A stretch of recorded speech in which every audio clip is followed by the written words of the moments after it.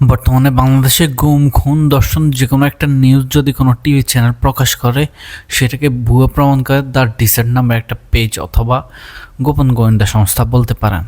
অবাক করা বিষয় হচ্ছে যে বাংলাদেশে প্রতিদিন গুম, খুন, হত্যা এসব লেগেই থাকে। বাংলাদেশে গত 15 দিন ধরে কোনো গুম, খুন, হত্যা অথবা ধর্ষণের কোনো খবরই নেই। যাও একটা দুইটা খবর প্রচার করে, তাও সেটা মিথ্যা অথবা ভুয়া প্রমাণ করা হয়। আর এইসব নিউজগুলো কিন্তু যে কেউ করে না, এইসব নিউজ করে বাংলাদেশের বড় বড় টিভি চ্যানেলগুলো, আর ওইগুলোকে ভুয়া প্রমাণ করে দ্য ডিসেন্ট নামের পেজটা। ইন্টারেস্টিং বিষয়, এইসবগুলো হচ্ছে রাজনীতির নোংরা একটা চাল। আর চিন্তা করে দেখেন, গত 15 দিন যাবৎ আপনি যেটা দেখবেন, তারা নিউজ করতেছে বিএমপি, জামাত, এনসিপি, এই নেতা কি বলছে, ওই নেতা কি বলছে, মানে দ্বন্দ্ব লাগানোর একটা প্রচেষ্টা।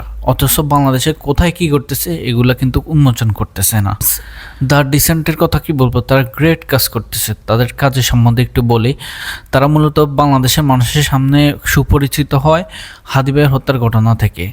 হাদি ভাই হত্যার খুনিকে তারা খুব সূক্ষ্মভাবে চিহ্নিত করে, কিন্তু এই খুনি কখন, কিভাবে, কোথায় যাচ্ছে এগুলো কোনো ডিটেলসই কিন্তু তারা দিতে পারে নাই।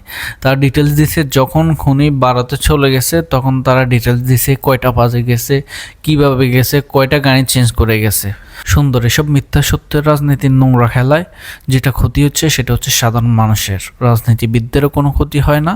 একটা মানুষ এখন অন্যায়ভাবে গুম হোক, খুন হোক, এটা এখন আর মানুষ বিশ্বাস করবে না, কারণ মানুষ চিন্তা করবে এটা হয়তো ভুয়া।